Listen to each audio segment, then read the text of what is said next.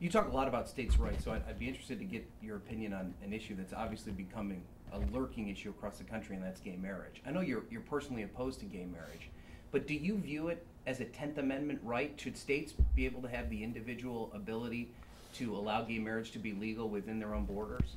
You know, in I think it was 1971, maybe 1974, the Supreme Court ruled marriage is not a subject that the federal government can exercise jurisdiction over, including the courts.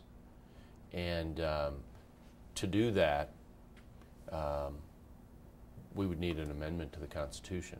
Now, the only amendment I would expect to see to the Constitution would be a nationwide protection of traditional marriage and restricting marriage to one man and one woman. I would not expect to see it go the other way in a constitutional amendment. When you see the Prop 8 case, and you may recall that a federal judge out there ruled it unconstitutional. Well, right now it's in the Ninth Circuit and a question's been certified to the state Supreme Court, all these kinds of procedural things. It's going to go incredibly slowly. We're in that case as an amicus and to protect traditional marriage and Virginia's marriage amendment because if the federal government suddenly says, well, we can come in and regulate this area and address this area, then 40 years of Supreme Court case law is out the window.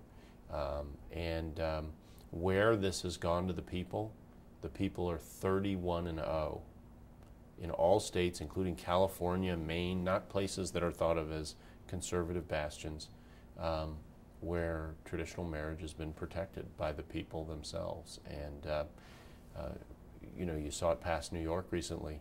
Put it on the ballot in New York and see what happens. But you still think that in places that it has passed, it should be the people that decide and not the federal government? Like, do you support the Defense of Marriage Act? Because that's certainly not a constitutional amendment. Do you think that... It is not a constitutional amendment. Do you think that's appropriate, though, for the federal government to come down from the reversed standpoint and say that traditional marriage is the way that it should be across the country? Well, what they did in the Defense of Marriage Act is simply quarantine the states, or they tried to, and so they didn't try to impose it across the country. They did essentially speak to the policy for federal government. So for their employees and the programs they do, they're going to treat marriages between one man and one woman. Of course, this president is undoing as much of that as he can, but that's the law right now, and it's perfectly constitutional, perfectly defensible law, despite the U.S. Attorney General's flip-flopping all over the place on it. And we'll have to see how that plays out. That alone is kind of an interesting thing to observe. Could you foresee a situation where there's this hodgepodge of laws across? I mean, we already have it. We already have that. We have that. Do you see it staying that way, or down the road, do you think they'll have to be some sort of uniform? I certainly, there doesn't have to be uniformity. I certainly see that as one possible course we get on, but there's nothing constitutionally or historically that demands that this be addressed uniformly across the country.